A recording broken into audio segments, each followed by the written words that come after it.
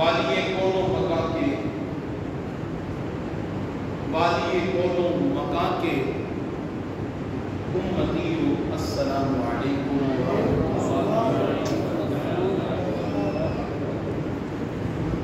الحمدللہ اللہ کے کائنات کے فضل و احسان سے آج پھر ایک مرتبہ مل جل کر خالق و مالک کی عبادت کرنے کی توفیق ملی۔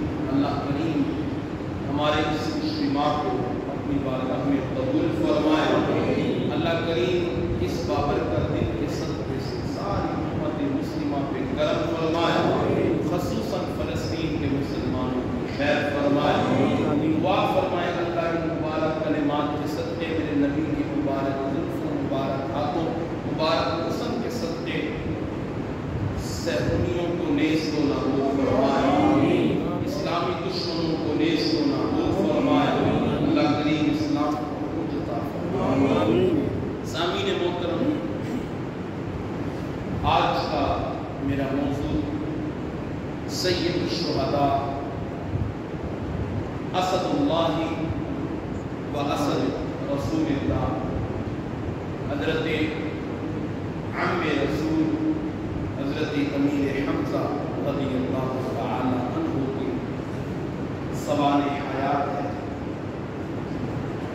شوال مقدم کے درمیان میں حضرت سیدنا امیر حمزہ کا وصال ہوا، اس لیے آج سید الشہداء کا ذکر خیر کریں۔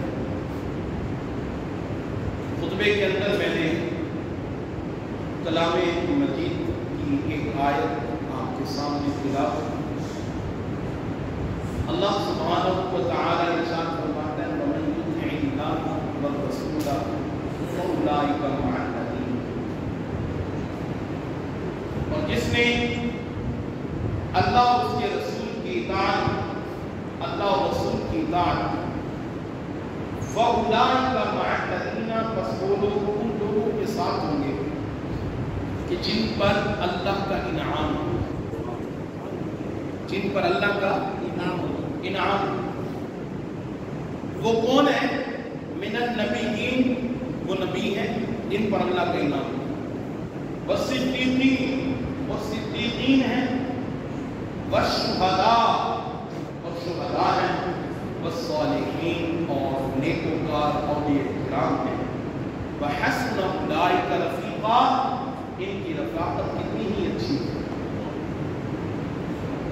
پہلے ارشاد فرمایا کہ جس نے اللہ اور اس کے رسول کی اطاعت کر لی، اللہ اور اس کے رسول کو اپنا جو ہے رہنما اور رہبر بنا لیا، اللہ کی مانی، اس کے رسول کی مانی، فَأُولَٰئِکَ مَعَ الَّذِینَ أَنْعَمَ اللَّهُ عَلَیْہِم مِّنَ النَّبِیِّینَ وَالصِّدِّیقِینَ وَالشُّہَدَاءِ وَالصَّالِحِینَ۔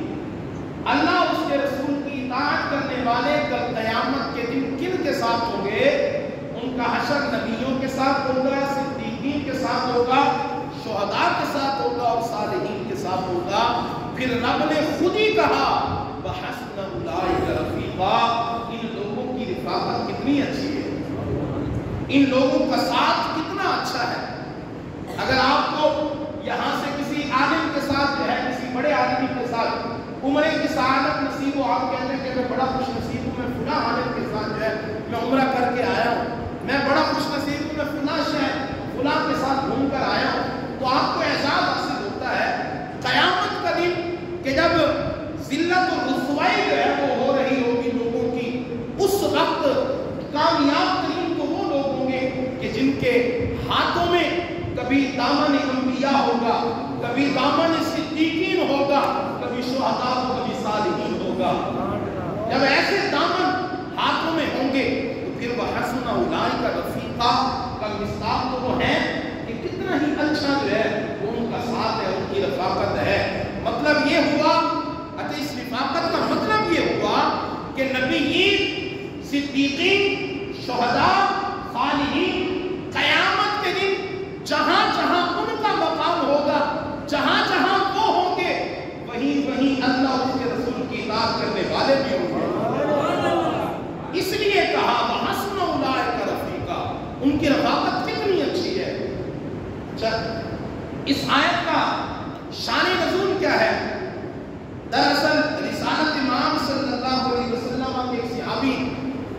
حضرت صوبان یہ دراصل حضور کے غلام ہیں اور بڑے چہیتے اور پیارے غلام ہیں. حضرت صوبان رضی اللہ تعالی غم زدہ حالت کے اندر چہرہ پریشان ہے, آسودگی کی حالت میں رسالت امام صلی اللہ علیہ وسلم کی بارگاہ میں پیش حاضر. سرکار دو عالم صلی اللہ علیہ وسلم نے جب چہرے کی کنڈیشن دیکھی, ارشاد فرمایا صوبان کس چیز نے پریشان کر رکھا ہے, کیا تکلیف ہے, کیا بیماری ہے, کیا غم ہے, کیا مصیبت ہے, کیوں پریشان ہے؟ عرض کی یا رسول اللہ صلی اللہ علیہ وسلم نہ مال کا غم ہے, نہ دولت کا غم ہے, نہ بیماریوں کی ٹینشن ہے, نہ کوئی پریشان ہے, کوئی ٹینشن نہیں ہے. پھر صوبان چہرہ پہ آسودگی کیوں ہے؟ عرض کی یا رسول اللہ صلی اللہ علیہ وسلم ایک بات نے بڑا پریشان کر رکھا ہے. فرمایا کیا؟ عرض کی یا رسول اللہ اب جب بھی دل بے چین ہوتا ہے, جب بھی پریشانی ہوتی ہے, دل کرتا ہے کہ آپ کا دیدار کریں. کریم آقا آپ کی مجلس میں حاضر ہوتے ہیں, آپ کا دیدار کر لیتے ہیں, راحت و سکون نصیب ہو جاتا ہے. یا رسول اللہ پریشانی یہ ہے جب قیامت کا دن ہوگا, آپ تو نبی پھر نبیوں کے سردار, رسولوں کے امام, آپ کا مقام مرتبہ کہاں ہوگا, آپ کہاں ہوں گے آقا؟ اگر قیامت کے دن ہمارا دیدار کا اگر دل کر پڑے, یا رسول اللہ اگر تڑپ اٹھے کہ سرکار کا دیدار کرے, تو پھر آقا وہاں آپ پر قرب کیسے نصیب ہوگا, وہاں آپ کا دیدار کیسے نصیب ہوگا؟ یا رسول اللہ بس یہ ٹینشن مجھے جو ہے نا پریشان کر رہی ہے, یہ بات مجھے تکلیف دے رہی ہے. حضرت صوبان رضی اللہ تعالیٰ عنہ کی یہ غم, یہ پریشانی سرکار دو عالم صلی اللہ علیہ وسلم نے جب سنی, اس سے پہلے کہ سرکار کوئی جواب دیتے, اللہ تبارک و تعالیٰ نے قرآن کی آیت اتار دی, وَمَن يُطِعِ اللَّهَ وَالرَّسُولَ فَأُولَٰئِكَ مَعَ الَّذِينَ أَنْعَمَ اللَّهُ عَلَيْهِم مِّنَ النَّبِيِّينَ وَالصِّدِّيقِينَ وَالشُّهَدَاءِ وَالصَّالِحِينَ وَحَسُنَ أُولَٰئِكَ رَفِيقًا. ارشاد فرمایا صوبان پریشان نہ ہو, رب نے قرآن اتار دیا ہے, جو دنیا میں اللہ اس کے رسول کی اطاعت کرے گا قیامت کے دن اسی کے ساتھ ہوگا. اللہ اس کے رسول کے ساتھ ہوگا. آپ نے ساری زندگی اللہ اس کے رسول کے اطاعت میں گزاری, آپ پریشان نہ ہو, حشر ہوگا تو میرے ساتھ ہوگا. کہنا سبحان اللہ. حشر ہوگا تو میرے ساتھ ہوگا, میدان میں جاؤ گے تو میرے ساتھ جاؤ گے, پل صراط سے گزرو گے تو میرے ساتھ گزرو گے, اور جنت میں بھی جاؤ گے تو میرے ساتھ جاؤ گے.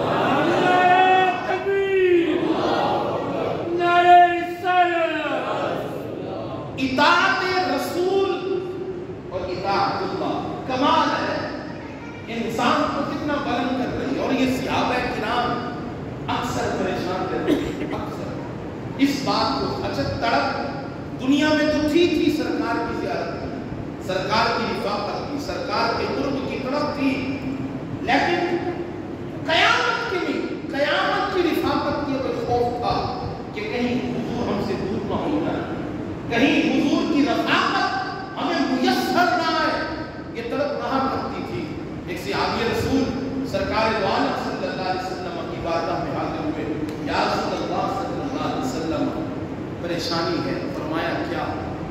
حضرت یا رسول اللہ دنیا میں جب غم آتا ہے, جب مصیبت آتی ہے, جب پریشانی آتی ہے, جب ٹینشن ہوتی ہے, تکلیف ہوتی ہے, بیماریاں گھیرے لیتی ہیں, بے روزگاری ہوتی ہے, تنگی ہوتی ہے, آقا آپ کے قریب آتے ہیں, دیدار کرتے ہیں, راحت مل جاتی ہے, آپ دعا کرتے ہیں, آپ کرم کرتے ہیں, دکھ ٹل جاتے ہیں, مصیبتیں ختم ہو جاتی ہیں. آقا قیامت کے دن محشر جو کہ سب سے بڑا خوفناک دن ہے, قیامت کا دن, ایک دن اتنا بڑا کہ 50,000 سال کا ایک دن. یا رسول اللہ اتنا خطرناک دن, اتنا بڑا خوفناک دن, اس وقت اگر ہمیں مصیبتیں, پریشانیاں, بیماریاں, ٹینشن ہوگی تو سرکار ہم آپ کو کہاں تلاش کریں گے؟ ارشاد فرمائے میرے صحابی پریشان نہ ہو, اگر قیامت کے دن میری ضرورت محسوس ہو, قیامت کے دن مجھے ملنا چاہو, قیامت کے دن میرا دیدار کرنا چاہو, تو ہو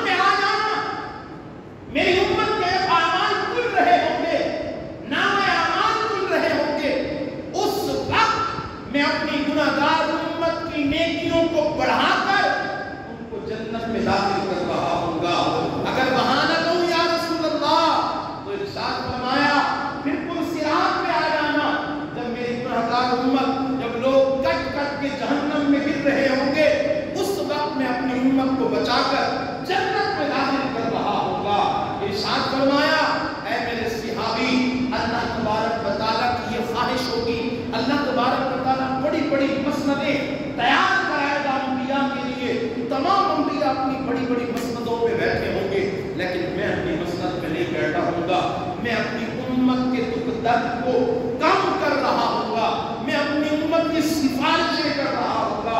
ارشاد فرمایا ہے میرے صحابی، اللہ تبارک و تعالیٰ یہ چاہے گا کہ اے محبوب آپ جنت میں تشریف لے جائیں۔ سرکار نے فرمایا میں تب تک جنت میں نہیں جاؤں گا جب تک میری ساری امت جنت میں نہیں چلے جائے۔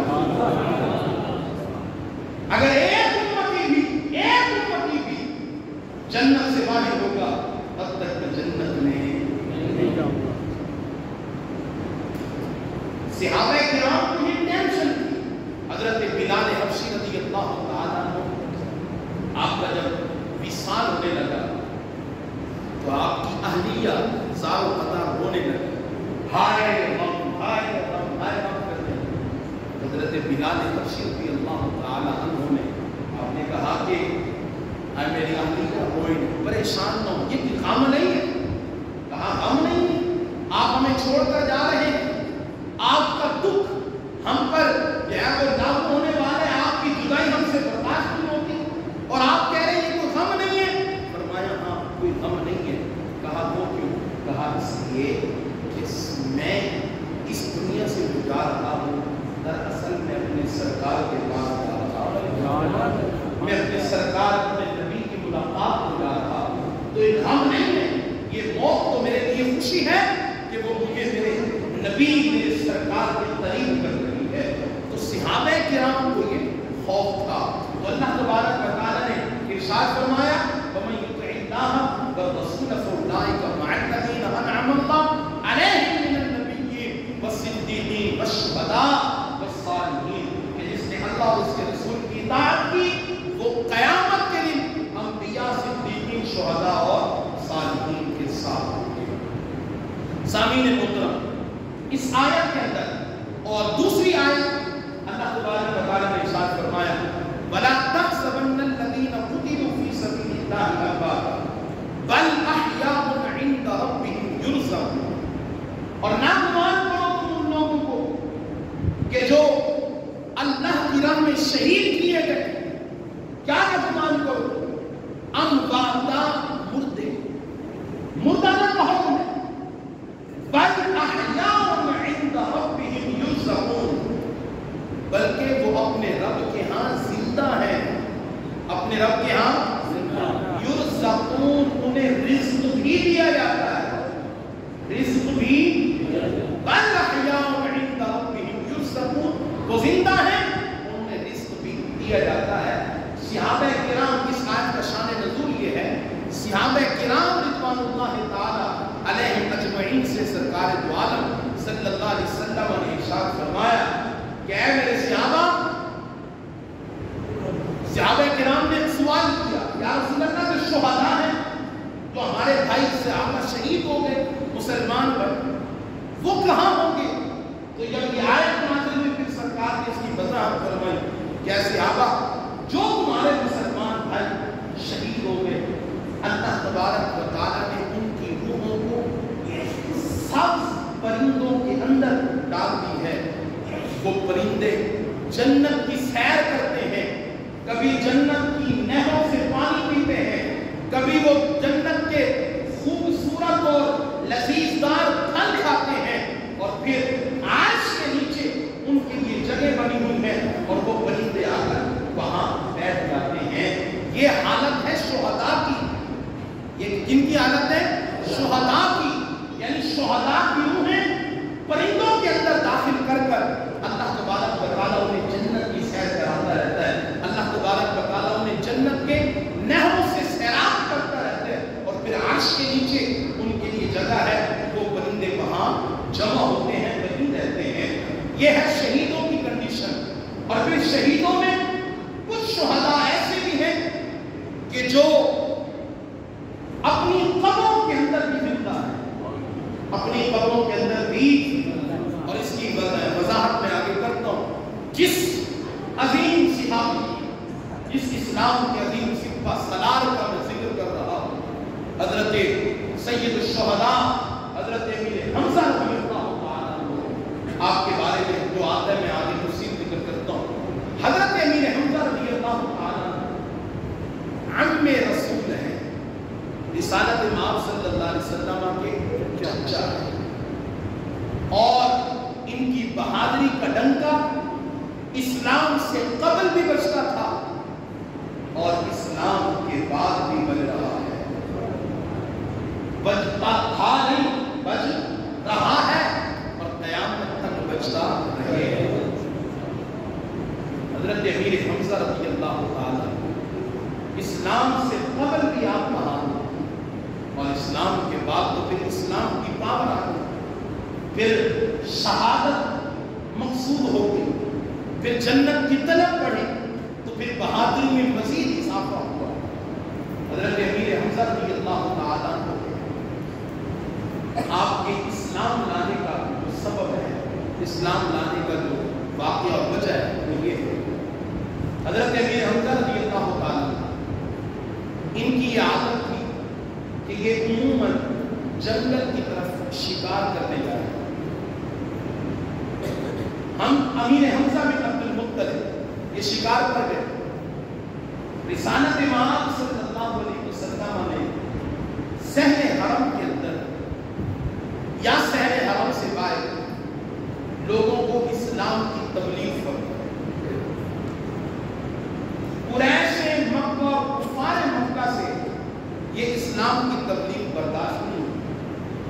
عمر بن حشام جس زمانہ ابو جہل سے نامتا ہے، جاہلوں کا سردار، وہ آگے بڑھا اور اس نے سرکار دو عالم صلی اللہ علیہ وسلم کو تکلیف دی۔ سرکار دو عالم صلی اللہ علیہ وسلم صحن حرم میں تشریف لے گئے، رسالت امام صلی اللہ علیہ وسلم اپنا سر انور سجدے میں رکھے حضور پتا ہونے لگے، اللہ سے گفتگو و فریاد لگے۔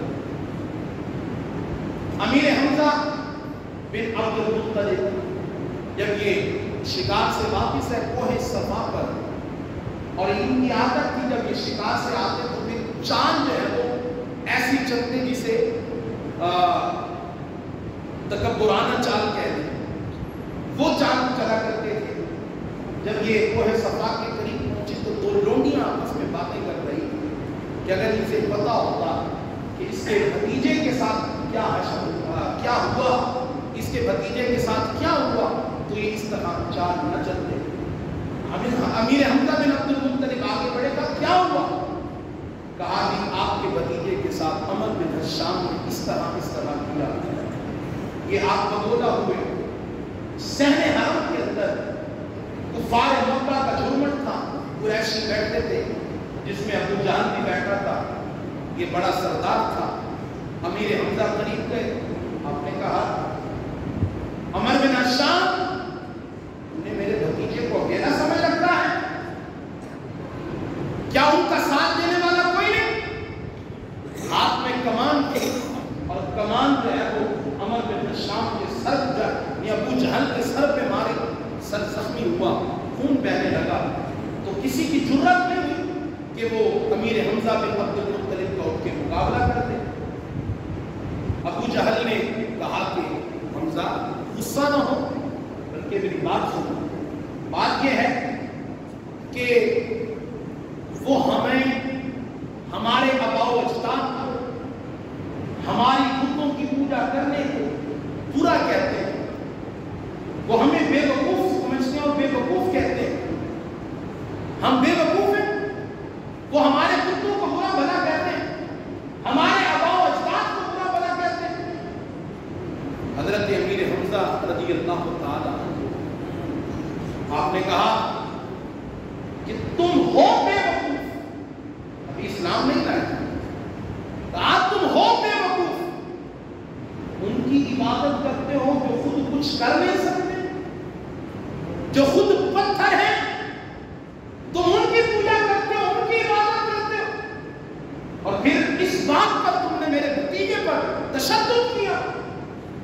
رسالت امام صلی اللہ علیہ وسلم صحن حرم میں سجدے کی حالت میں حمزہ بن عبد المطلب حضور کے پاس آئے، آ کر جب کیفیت دیکھی تو کہا کہ یمنا اخی، اے میرے بیٹے، اے میرے بھائی کے بیٹے، کیف ہو؟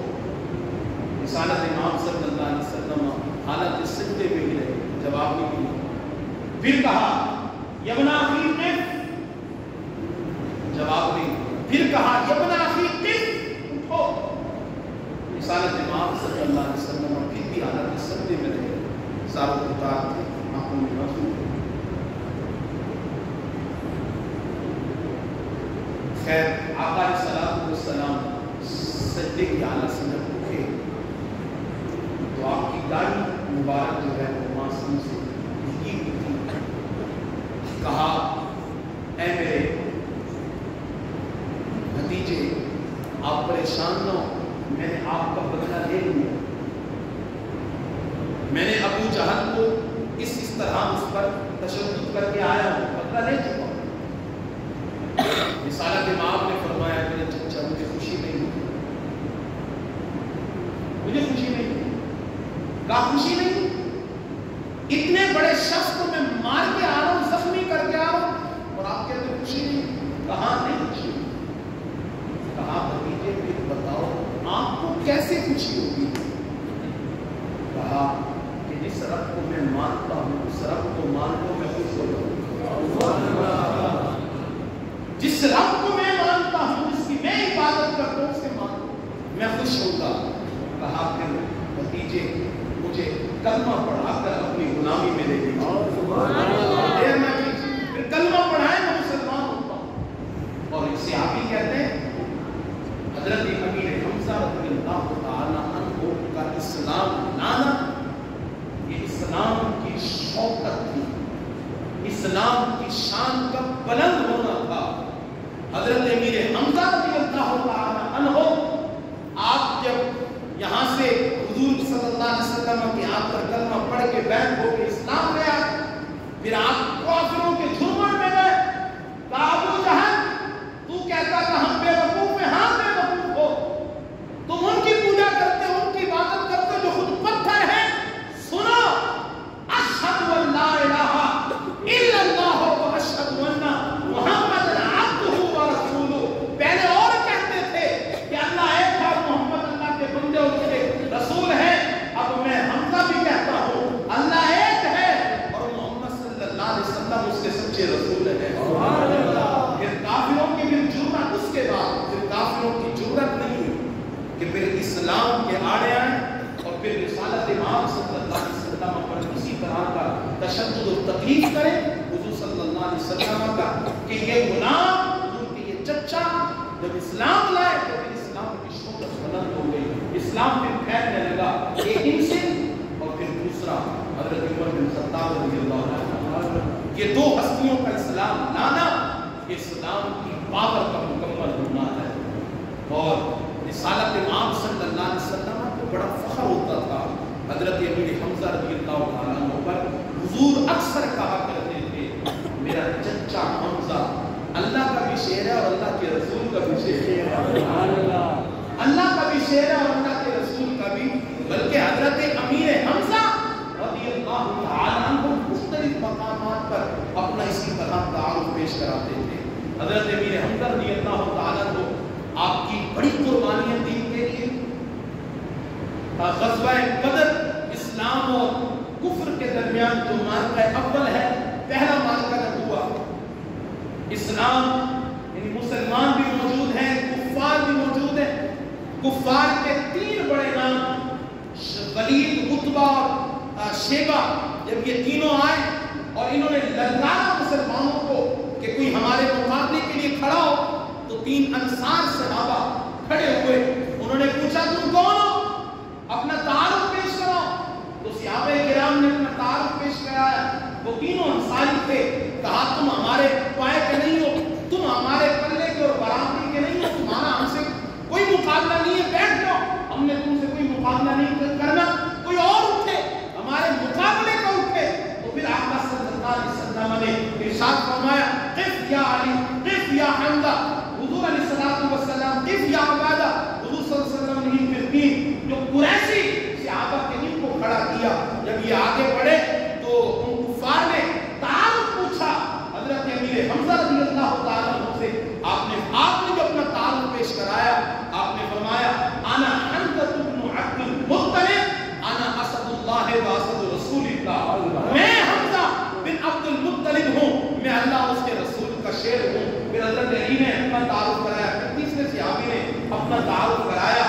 جب ان تین اصحاب نے اپنا تعارف کرایا پھر انہوں نے کہا ہاں یہ اب ہمارے پلے کے ہیں، پھر بلا بھاری ہوا۔ اللہ تبارک و تعالیٰ نے حضرت امیر حمزہ، حضرت علی اور حضرت ابو عبیدہ ان تینوں اصحاب کو جو ہے وہ ان تین کفار پر جو ہے وہ فتح عطا فرمائی۔ ایک ایک بار سے یہ تینوں کیا ہو گئے؟ واسطے جہنم ہو گئے۔ تو اس وقت حضرت امیر حمزہ رضی اللہ تعالیٰ نے جو اپنا تعارف پیش کرایا، انا اسد اللہ و اسد رسول اللہ، میں اللہ کا شیر ہوں اور اللہ کے رسول کا بھی شیر ہوں۔ اور واقعی یقیناً حضرت امیر حمزہ رضی اللہ تعالیٰ کو اللہ اس کے رسول کے شیر ہے۔ غزوہ احد اسلام کا بہت بڑا مارکہ ہے اور حضرت امیر حمزہ رضی اللہ تعالیٰ عنہ کی بہت بڑی بہادری ہے۔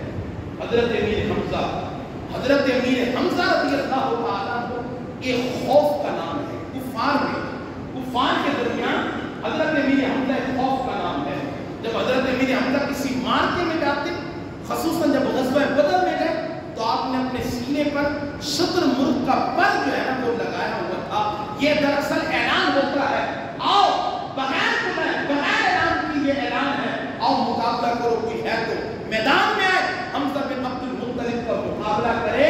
اور جب غزوہ بدر مسلمانوں نے جیتا، جو امیہ بن خلف ہے اور اس کا بیٹا ہے، جب انہیں جو ہے وہ مسلمان قید کر کے لے جا رہے تھے، امیہ بن خلف نے حضرت امیر حمزہ کی طرف اشارہ کر کے کہا یہ کون ہے؟ کہا یہ نبی کا چچا ہے، عبد المطلب کے بیٹے ہیں۔ کہا اس شخص نے ہم کفار کو تہس نہس کر دیا۔ آپ اندازہ لگائیں، خوف کا نام ہے حضرت امیر حمزہ کفار کے درمیان۔ اور پھر غزوہ احد حضرت امیر حمزہ رضی اللہ تعالیٰ عنہ نے اسلام کے لیے وہ کارنامے انجام دیے۔ جب احد کے مقام پر رسالت مآب صلی اللہ علیہ وسلم کو اپنے لشکر کے لیے بڑے بڑے فوجوں کا انتظار ضرورت تھی، اس وقت تمام صحابہ کرام نے آگے بڑھ کر حضور صلی اللہ علیہ وسلم کی جو امیدیں تھیں اس پہ پورے اترے۔ اور سر فہرست جو نام ہے ان لشکریوں، ان فوجیوں کا، وہ حضرت امیر حمزہ رضی اللہ تعالیٰ عنہ کا ہے۔ آپ نے غزوہ احد کے موقع پر بڑے بڑے کارنامے انجام دیے، بڑے بڑے کفار کو تہس نہس کر دیا۔ بالآخر حضرت امیر حمزہ رضی اللہ تعالیٰ عنہ کو غزوہ احد میں آپ کو جو ہے وہ شہید کر دیا گیا۔ حضرت امیر حمزہ رضی اللہ تعالیٰ عنہ کی جو شہادت ہے، اسلام میں دو شہادت ہیں۔ ایک شہادت حضرت عثمان غنی، حضرت عثمان ذوالنورین، ان کی شہادت جو ہے وہ بہت بڑی شہادت ہے۔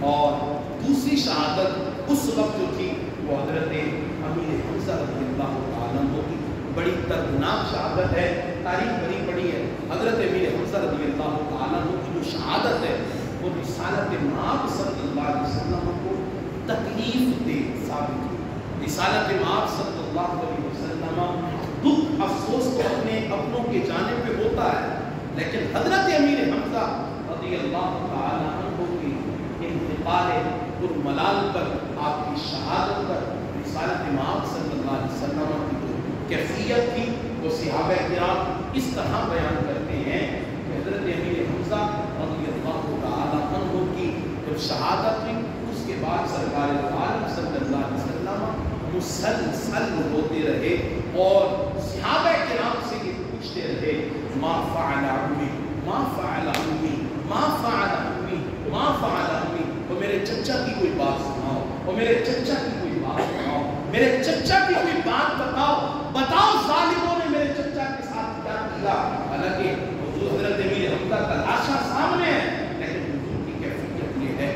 حضرت امیر حمزہ رضی اللہ تعالی عنہ کی شہادت نے سرکار دو عالم صلی اللہ علیہ وسلم کو اتنا کمزور کیا کہ غزوہ احد کے بعد جب سرکار دو عالم صلی اللہ علیہ وسلم واپس تشریف لائے تو صحابہ کرام راوی کہتے ہیں کہ دو لوگوں نے سرکار کو پکڑ کے حضور کی سواری سے نیچے اتارا، یعنی حضور دکھ کی وجہ سے اتنے بےحال ہو چکے تھے۔ اور حضرت امیر حمزہ رضی اللہ تعالیٰ کئی صحابہ کی لاشیں وہاں تھے، حضرت امیر حمزہ کے ابھی حضرت مصعب بن عمیر کا بھی بڑے بڑے صحابہ امیر حمزہ رضی اللہ تعالیٰ عنہ.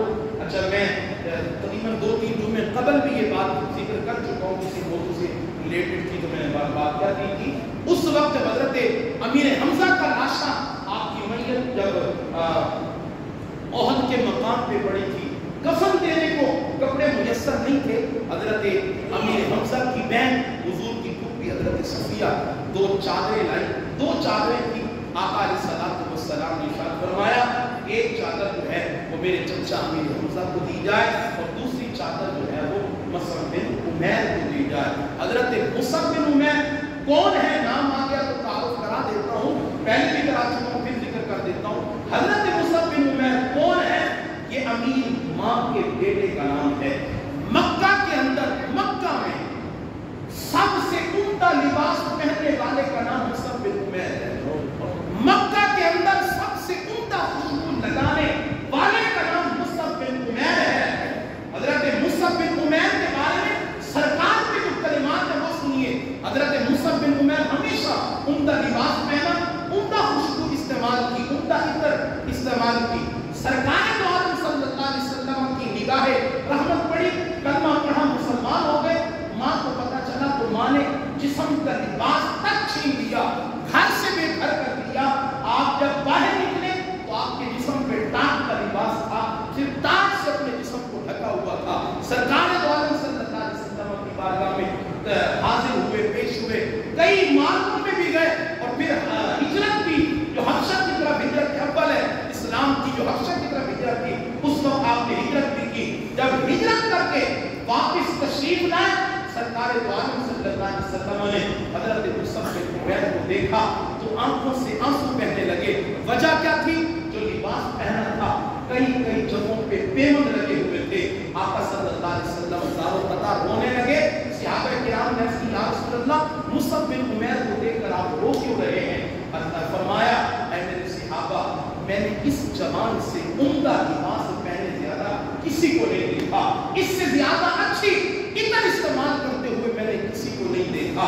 اس نے اپنا لباس، اپنی جو ہے وہ اچھے وقت، اچھے حالات اس نے اپنے اسلام کے لیے قربان کر دیے. آج احد کے مقام پر حضرت مصعب بن عمیر کا لاشا ہے، امیر ماں کا بیٹا ہے، لیکن کفن کے لیے کپڑا نصیب نہیں، کفن کے لیے کپڑا میسر نہیں ہے. آقا صلی اللہ علیہ وسلم نے فرمایا 2 چادریں، ایک چادر میرے چچا کو دی جائے، دوسری چادر میرے مصعب بن عمیر کو دی جائے. یا رسول اللہ 2 چادریں ہیں، ایک بڑی ہے دوسری چھوٹی ہے، بڑی کسے دے چھوٹی کسے دے؟ آج رسالت مآب صلی اللہ علیہ وسلم چاہے حالت غم ہے، چاہے حالت دکھ ہے، پر رسالت مآب کا عدل و انصاف تو دیکھیں. کوئی یہ نہ کہے کہ اپنوں کے ساتھ دوسرے معاملات اور پرائوں کے ساتھ دوسرے. فرمایا جو بڑی چادر ہے وہ مصعب بن عمیر کو دی جائے، جو چھوٹی چادر ہے وہ میرے چچا امیر حمزہ کو کفن کیا جائے. سر ڈھکتے تھے حضرت امیر حمزہ کا، پاؤں نکل آتے تھے، پاؤں ڈھکتے تھے، سر نکل آتا تھا. سر ڈھکا، پاؤں پر اثر نامی گھاس رکھی گئی اور رسالت مآب صلی اللہ علیہ وسلم کے ہاتھوں حضرت امیر حمزہ کی تدفین ہوئی. حضرت امیر حمزہ رضی اللہ تعالیٰ عنہ کو یہ اعزاز ہے، ملا ہے. یہ اعزاز اس دنیا کے اندر یہ اعزاز کسی کو نہیں میسر ہوا. حضرت امیر حمزہ کا جنازہ 70 مرتبہ پڑھایا، 70 مرتبہ حضرت امیر حمزہ کا جنازہ پڑھایا گیا. یہ اعزاز کسی کو حاصل نہیں، صرف حضرت امیر حمزہ کو حاصل ہے. اور آج بھی حضرت امیر حمزہ کا مزار لوگوں کے لیے دعاؤں کی قبولیت کا سبب ہے. خدا کی قسم کھا کے کہہ رہا ہوں، منبر رسول پہ بیٹھا ہوں، بڑے لوگوں نے اپنے تجربے کتابوں میں لکھے ہیں. حضرت امیر حمزہ رضی اللہ تعالیٰ عنہ کے مزار پہ کھڑے ہو کر حضرت امیر حمزہ کے واسطے سے جو بھی دعا مانگی جائے اللہ تبارک و تعالیٰ اس دعا کو قبول فرماتا ہے. اب آخری بات کر کے گفتگو ختم کرتا ہوں. شروع میں جو میں نے کہا تھا کہ کئی شہداء ایسے بھی ہیں کہ جو اپنے مزارات میں زندہ ہیں اور میں نے حضرت امیر حمزہ کا نام دیا. سنیے، حضرت امیر حمزہ رضی اللہ تعالیٰ عنہ اور دیگر جو احد کے مقام پر جو ہے مزارات کے ایک وقت میں جو ہے پانی آیا اور وہاں سے مزارات نکالے گئے، مزارات کھولے گئے، اجسام نکالے گئے۔ کئی تابعین اور کئی اصحاب اس بات کو لکھتے ہیں کہ ان شہداء کے مزارات سے اور ان کے اجسام سے کستوری کی خوشبو آ رہی، کستوری کی خوشبو آ رہی۔ اور انہوں نے اپنے جو جسم زخمی تھے، جو جگہ زخمی تھی، زخم تھے جہاں، انہوں نے اپنے زخم پہ ہاتھ رکھے ہوئے۔ وہ صحابہ اور تابعین بیان کرتے ہیں اگر ہاتھ ہٹاتے تھے تو جسم سے خون نکلتا تھا۔ اور کھدائی کے دوران ابھی حضرت امیر حمزہ کا جسم نہیں نکالا گیا، کھدائی کے دوران حضرت امیر حمزہ رضی اللہ تعالیٰ عنہ کے جسم کے کسی حصے پر جو ہے وہ کھدائی کا اوزار لگا تو آپ کے جسم سے تازہ خون بہنے لگا۔ کیا بہنے لگا؟ تازہ خون زندوں کا بہتا ہے، مردوں کا وَلَا تَحْسَبَنَّ الَّذِينَ قُتِلُوا فِي سَبِيلِ اللَّهِ أَمْوَاتًا بَلْ أَحْيَاءٌ عِندَ رَبِّهِمْ يُرْزَقُونَ۔ گمان نہ کرو ان لوگوں کو جو اللہ کی راہ میں شہید ہو گئے، کیا مردے نہ گمان کرو، بل احیاء عند ربهم يرزقون، بلکہ آج بھی وہ اپنے رب کے ہاں زندہ ہیں، اللہ کی دی ہوئی نعمتیں کھا رہے ہیں۔ اللہ تبارک و تعالی حضور سید الشہداء حضرت امیر حمزہ کے مزار پر انوار پر مزید رحمتوں کا نزول فرمائے اور ہم تمام کو بار بار زیارت نصیب فرمائے۔